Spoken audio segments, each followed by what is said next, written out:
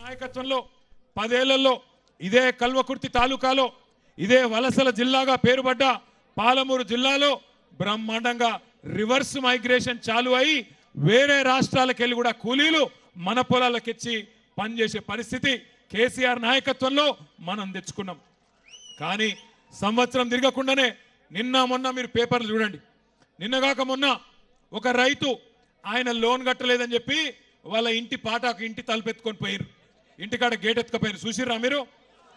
నిన్న ఒక రైతుది ఆయనతో స్టార్టర్ ఎత్తుకపోయినరు. ఇక రేపో మాపో తులం బంగారం వచ్చిందా అక్క మీకు? మీరు నిజంగా కల్వకుర్తోలు బాగా హుషారున్నారు, వచ్చినా కూడా రాలేదని చెప్తారు. నేను బయట రాంగరాంగా మైసిగండి కాడ ఆగి అక్కడ పంతులను కూడా అడిగిన, సార్ వచ్చిందా ఇక్కడ తులం బంగారం పంతులు గారు అంటే, మా వాళ్ళకి మాత్రం వచ్చింది, అత్తగారు ఊరు కదా ఇచ్చిండు అన్నాడు. మీరేమో అవ్వద్దని చెప్తాను. రాలేదా తులం బంగారం? మొన్ననేమో పాటకు ఎత్తుకపోయినరు, తలుపులు ఎత్తుకపోయారు, నిన్ననేమో స్టార్టర్ ఎత్తుకపోయినరు. రేపో మాపో తులం బంగారం వచ్చుడు కాదు, మీ పుస్తల తాడు కూడా ఎత్తుకపోతాడు వీడు, గంత దొంగ. మేము చెప్పినాం ఎలక్షన్లకు ముంగట మీకు, వీడు లంగా నమ్మకుర్రు అని చెప్పినాం. మీరేమో నమ్మి ఆయనతో గుద్దినరు. కల్వకుర్తిలో జైపాల్ యాదవ్ అడ్డంపాడు, ఆయన ఎవరో గెలిచిండు. మరి ఇప్పుడేమో తర్వాత లబోదిబో అంటే లాభం ఏమున్నది? ఇప్పుడు అనుకొని బాధపడితే, మొన్న నేను హైదరాబాద్లో పోతున్నా, హైదరాబాద్లో సిగ్నల్ పడుడు పాపం ఉన్నది. సిగ్నల్ పడితే పక్కకు ఆటోనో బండో ఏదో ఒకటి వస్తుంది, వాళ్ళు మనం చూడంగానే అన్నా బాగున్నావా అంటారు. బాగానే ఉన్నా, ఏం సంగతి తమ్మి అంటే, ఆటో డ్రైవర్ ఆయన పేరు మహమూద్ అంటుండు. క్యాలే మహమూద్ భాయ్ అంటే, క్యాలే సా పూరా బర్బాద్ హై, కుచ్ నహీ హో రహా అన్నాడు. మరి క్యా కర్నా అన్నా, క్యా కర్నా కుచ్ భీ నహీ కర్ సక్తే క్యా అన్నాడు. अब महमूद भाई एक वोट का सजा 5 साल है ना, ఒక్క ఓటు మరి శిక్ష 5 ఏళ్ళు ఉంటుంది కదా, ఏం చేయాలి నేను అని నేనన్నా. అంటే మహమూద్ భాయ్ ఏమంటుండు ఎరికాను నాతోని, సాబ్ కోయి తర్కీబ్ నీయే క్యా అంటుండు. అంటే ఏమైనా ఉపాయం లేదా సారు అంటుండు, ఏమైనా ఉపాయం లేదా ఈయన ఇంటికి పంపేది అంటుండు. నేను మిమ్మల్ని అందరినీ కరెక్టేనా నేను చెప్పేది? మీరు కూడా గదే అనుకుంటారా వేరేమని అనుకుంటారా? ఒక్కసారి కేసీఆర్ ఉన్నప్పుడు బాగుండే అంటే వాళ్ళు చేయలే అంటారు. పక్కా ముచ్చట్నా ఇది కూడా? మళ్ళీ ఎలక్షన్ ముందు ముచ్చట్నేనా? పక్కానా ఈసారి? అర్థమైందా మొత్తం కాంగ్రెస్ మోసం, రేవంత్ రెడ్డి మోసం అందరికి అర్థమైందా? అత్తగారు ఊరోళ్ళకు కూడా అర్థమైంది ఆఖరికి. మంచిగానే ఉన్నది కథ. నేను తాత రైతుకు కులం ఉండదు, రైతుకు మతం ఉండదు.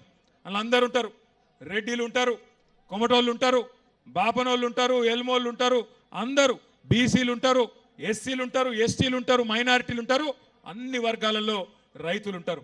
70 లక్షల మంది రైతులను కేసీఆర్ గారు కడుపులో పెట్టుకొని 10 ఏళ్ళు చూసుకున్నాడు. ఎవ్వరు మీరు అడగలే, దండం పెట్టలే, దరఖాస్తు పెట్టలే, ఎలక్షన్లలో ఓట్ల కోసం కేసీఆర్ గారు మాట ఇయ్యకపోయినా మీకు 1 కాదు 2 కాదు 12 కాలాలు 12 సీజన్లలో 1 2 కాదు 73,000 కోట్ల రూపాయలు రైతుల ఖాతాల్లో వేసిన మొట్టమొదటి ముఖ్యమంత్రి భారతదేశంలో రైతు బంధు మన నాయకుడు కేసీఆర్.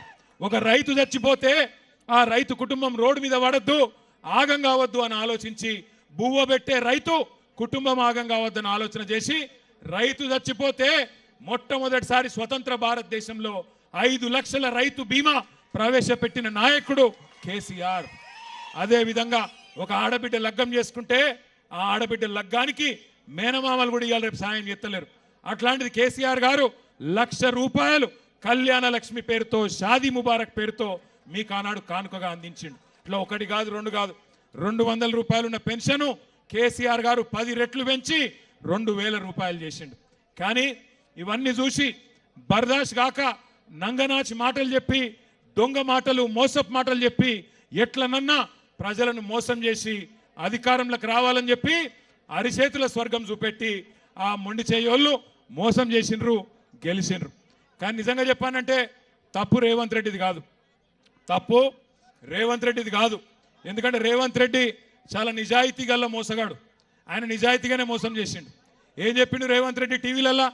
ప్రజలు మోసపోవాలని కోరుకుంటారు, చూసిరా మీరు లేదా? అది మోసపోవాలని కోరుకుంటారు ప్రజలు, మోసగాళ్ళని నమ్ముతారు, అందుకే మేము మోసం చేస్తూనే ఉంటాం అని చెప్పిండు. కానీ నిన్న ఇవాళ చూస్తున్నా, అమ్మతోడు చెప్తున్నా, తెలుగు భాషలో గిన్ని తిట్లుంటాయని నాకు కూడా తెలియదు. అరే రే రే రే ఏం తిట్లు తిడుతుర్రా ఆయన నాకు అర్థం కాదు. మొన్న